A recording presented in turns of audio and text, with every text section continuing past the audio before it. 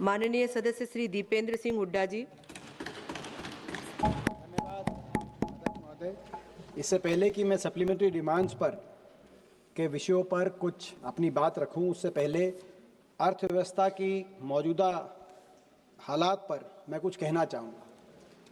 और मैं शुरू करूँगा वित्त मंत्री जी से ये कहकर कि माननीय वित्त मंत्री जी, आपकी फाइलों में गांव का मौसम गुलाबी है, मगर ये आंकड़े झूठे हैं और ये दावा किताबी। मैं इसीलिए कह रहा हूँ कि अभी आप देख रहे हैं सरकार बड़े ज़ोर शोर से कह रही है कि पिछले क्वार्टर में इतनी ग्रोथ हुई इत्यादि, लेकिन वो जो ग्रोथ का आंकड़ा दिया गया है, जो विकास दर दी गई है, वो कितनी उस विश्वसनीय है कि नहीं विश्वसनीय, सबसे पहले तो इसी पे प्रश्न उठ रहे हैं। और ये केवल हमारे देश में नहीं, पूरे विश्व में उठ रहे।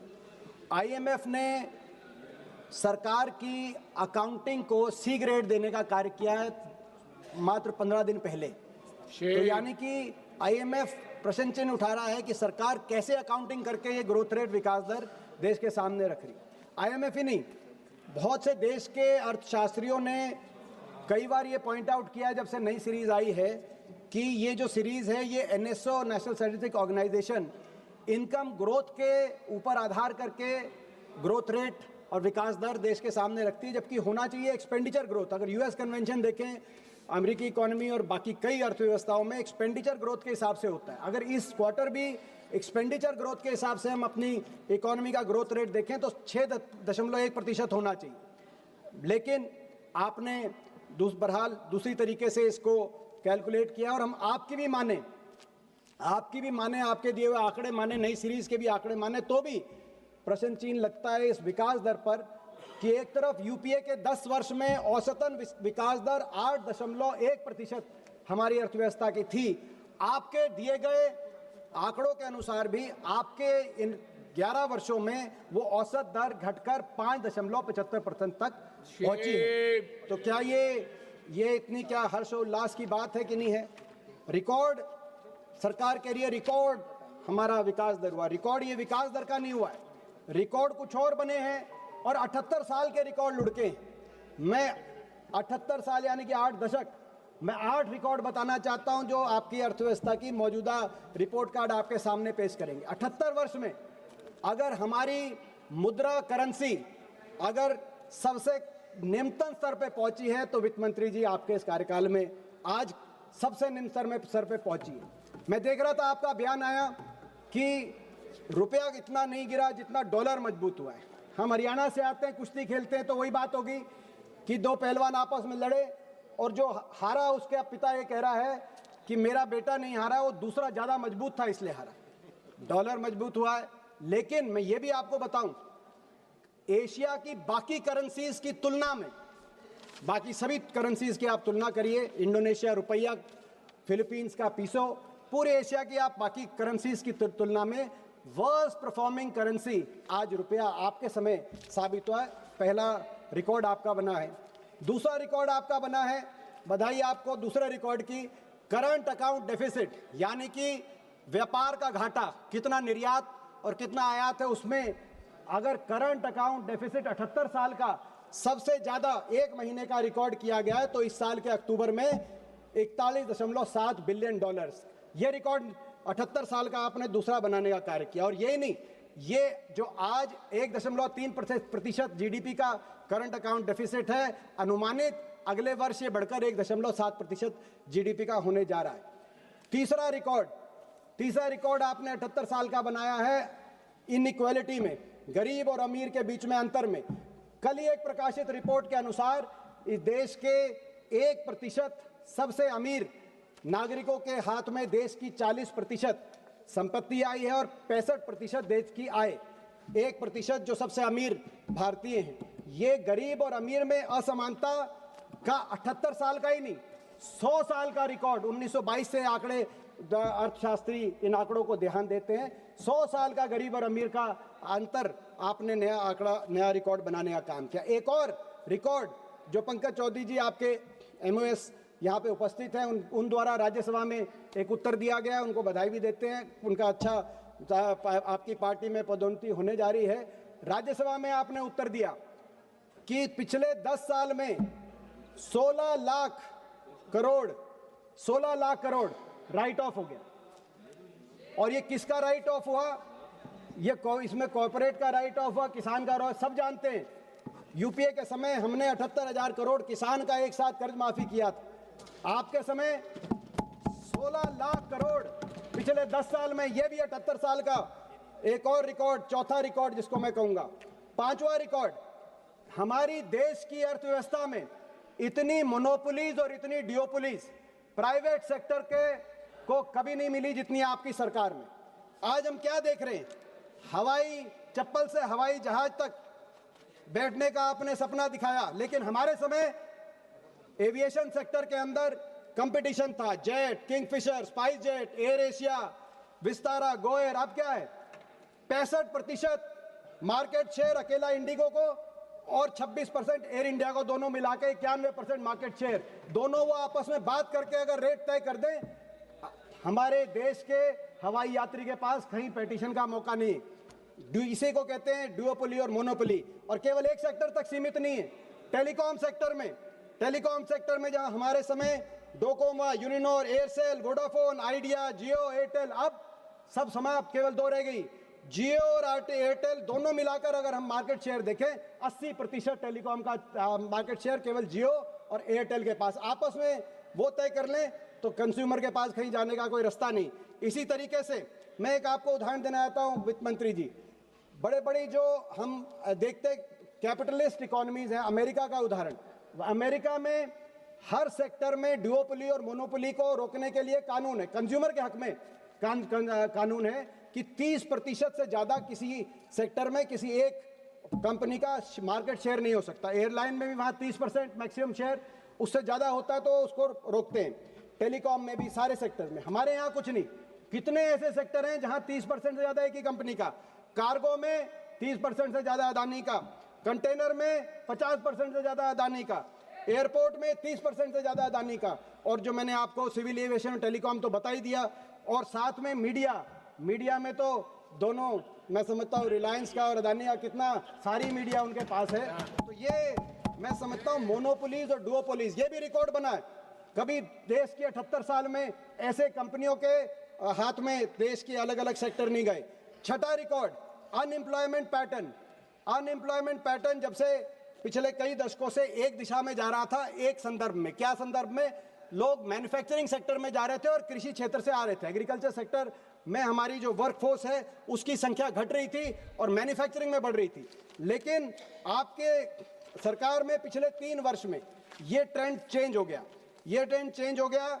अगर पिछले 3 वर्ष में देखें तो मैन्युफैक्चरिंग सेक्टर में, जहां 2014 में यूपीए के टाइम में 12.8% लोग मैन्युफैक्चरिंग सेक्टर में काम करते थे, आज वो घटकर 11.5% ही मैन्युफैक्चरिंग सेक्टर में रह गए। और कृषि क्षेत्र के अंदर जो उस समय कृषि क्षेत्र में 42% 2014 में, आज वो बढ़कर 46% आ गए। यानी कि ये ट्रेंड बदल गया और लोग मैन्युफैक्चरिंग और सर्विस सेक्टर से वापस कृषि क्षेत्र के अंदर जो जा रहे हैं, ये मैं समझता हूँ बहुत चिंताजनक हमारे देश के लिए ये एक ट्रेंड है, जिसको जो मैन्युफैक्चरिंग सेक्टर को बढ़ाने देने की आप ये बात करते हैं। इसके बाद हमारा एम्प्लॉयमेंट सातवां रिकॉर्ड, 6 रिकॉर्ड मैंने बताए, 78 साल के जो रिकॉर्ड बनाए आपने। 7वां रिकॉर्ड, डेट। आज तक कभी देश की सरकार और सारे जितने हमारे प्रदेश की सरकारें हैं, सब पे मिलाकर इतना कर्जा नहीं चढ़ा। एक कहावत होती है गांव देहात में कि कर्ज लो और घी पियो, बाद की चिंता किसको करनी, जब ऊपर पहुंच जाएंगे। जो कर्ज लेके घी पीते हैं उनका क्या हाल होता है सब पता है, सारी अर्थव्यवस्थाओं का। आपके समय इतना डेट हो गया। आज मौजूदा स्थिति यह है कि स्टेट्स और सेंटर को मिलाकर टोटल डेट हमारे देश में 82% जीडीपी का डेट है।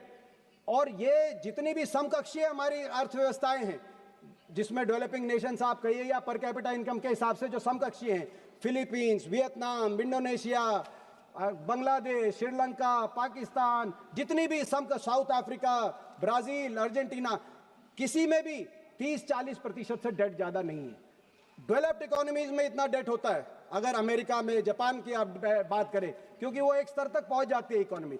मगर हमारी देश की अर्थव्यवस्था और ये डेट जो है, ये डेट अब रिसेंटली आप डेट किस बात के लिए ले रहे हैं? चुनाव जीतने के लिए डेट ले रहे हैं। बिहार में मतलब आप कर्जा ले रहे हैं और चुनाव जीतने के लिए कर्जा ले रहे हैं। बिहार में आपने क्या किया? मैं हरियाणा का बताना चाहता हूं।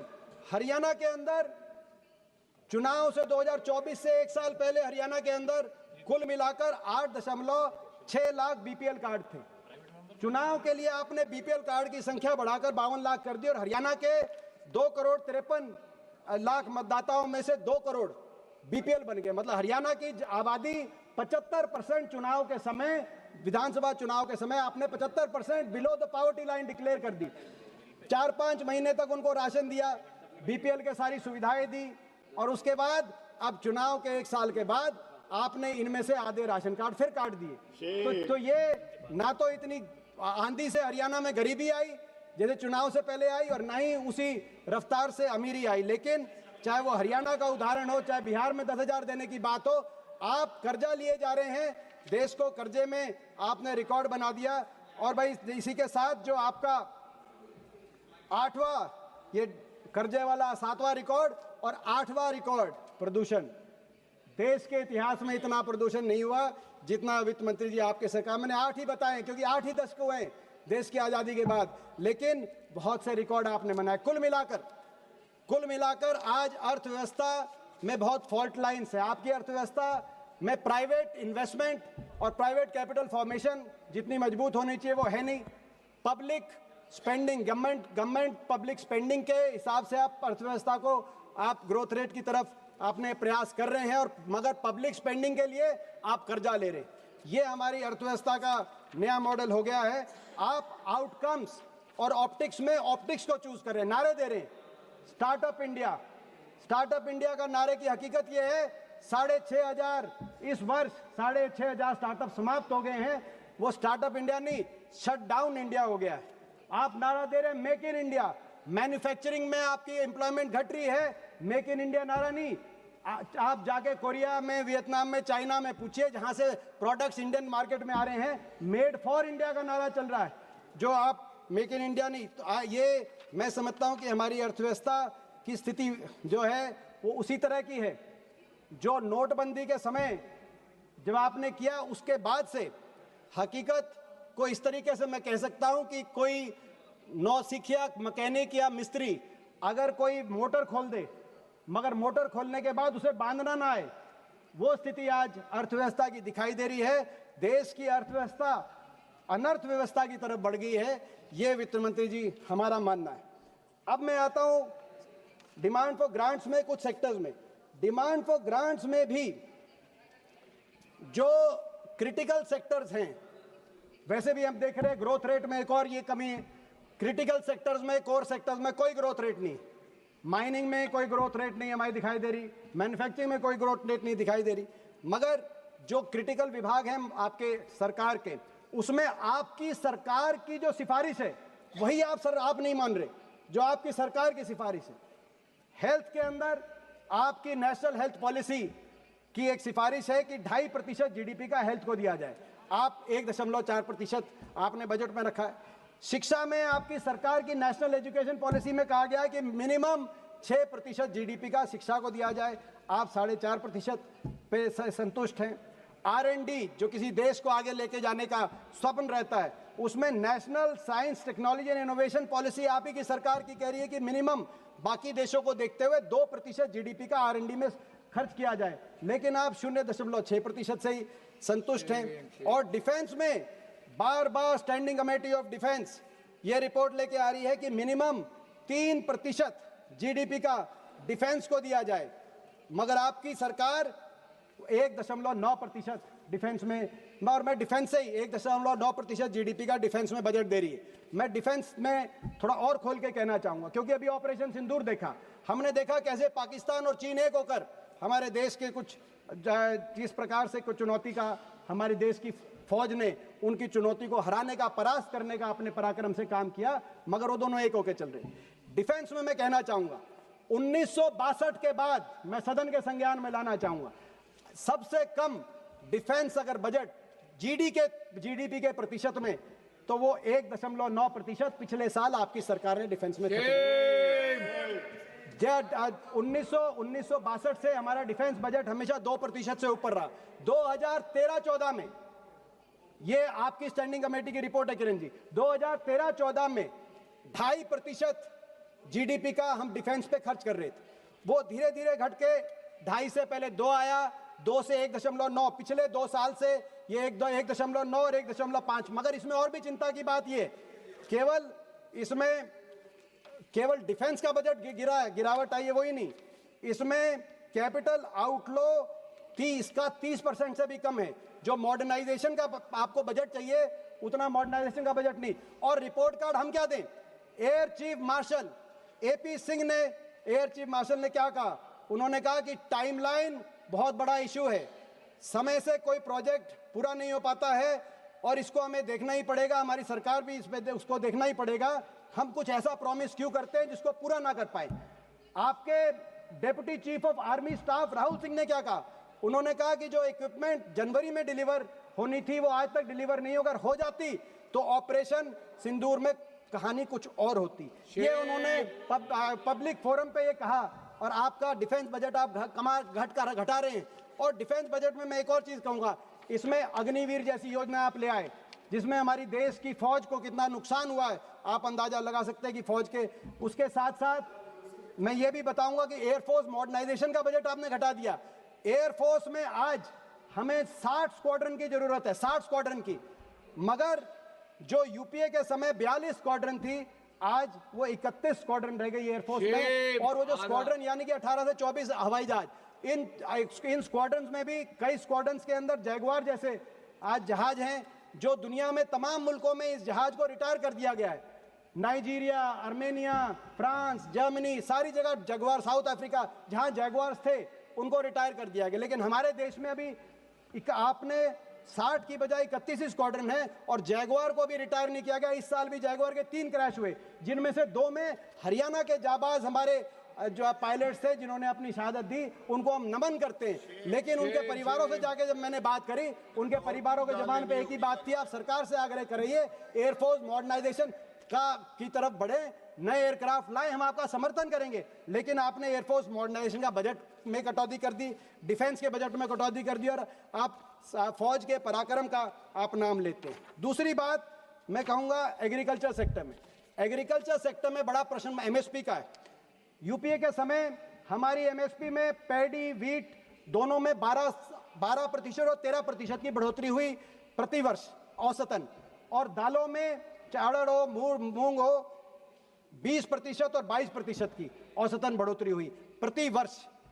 एनडीए के पिछले या आपकी सरकार के पिछले 11 वर्ष के अंदर ये जो औसत बढ़ोतरी 12-13% थी अनाज में और दाल में 20-22% थी, वो घटकर 5% और 6% रह गई।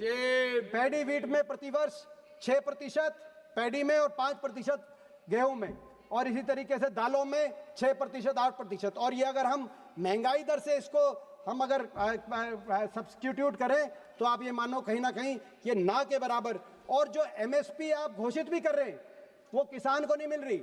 इस साल आपने धान पर 2390 रुपए की आपने एमएसपी डिक्लेयर करी, न्यूनतम समर्थन मूल्य, लेकिन हरियाणा की मंडियों में आप जाके देखिए धान 1500 और 1500 से 2000 तक धान में एमएसपी से कम मूल्य मिला। बाजरा में आपने इस वर्ष एमएसपी न्यूनतम समर्थन मूल्य 2250 का, मगर बाजरा बिका 1800 का, 1900 का, कई जगह बाजरे पे एमएसपी भी नहीं मिली। कपास में आपने एमएसपी डिक्लेयर करी 8100 की, मगर मंडी में 6500 और 7200 की आपकी एमएसपी से कम में कपास देने को मजबूर किसान हुआ। तो आज एमएसपी मिल नहीं रही, जितनी आप बढ़ा रहे हो जितना यूपीए के समय का था उससे आधे से कम आप बढ़ा रहे हो प्रति वर्ष, और जितनी बढ़ा के आप घोषित भी कर रहे हो, कितने किसान को मिल रही है वो आपको हरियाणा का किसान बता देगा, बाकी देश का किसान बता देगा। खाद के लिए आप डिमांड्स पर ग्रांट में और लेके आए कि खाद आपको देंगे। मैं एक और बात कहना चाहूँ, आप आत्मनिर्भर की भारत की बात करते हैं, कपास की बता रहा हूँ। कपास में इस वर्ष आपने 11% की इंपोर्ट ड्यूटी खत्म कर दी कपास में। विदेश से कपास आ रहा है और हमारे देश के कपास का जो पैदावार करता है किसान, उनको न्यूनतम समर्थन मूल्य भी नहीं मिल रहा। ये आत्मनिर्भर भारत का आप मॉडल देश के सामने रख रहे हैं। इसी तरीके से खाद की बात है, लगातार पूरे देश में हम देख रहे हैं, हरियाणा में देख रहे हैं, खाद थानों में बिक रही है। हरियाणा में तो जो लाइन लग के उसमें कभी लाठीचार्ज होता है और अपने किसान को अपने हाथ पे एक मोहर लगवाती है सरकार कि भाई ये लाइन में लगा हुआ है। तो ये क्या जो है, मैं समझता हूँ कि कृषि क्षेत्र में दूसरी बात आती है मजदूर की, किसान और मजदूर।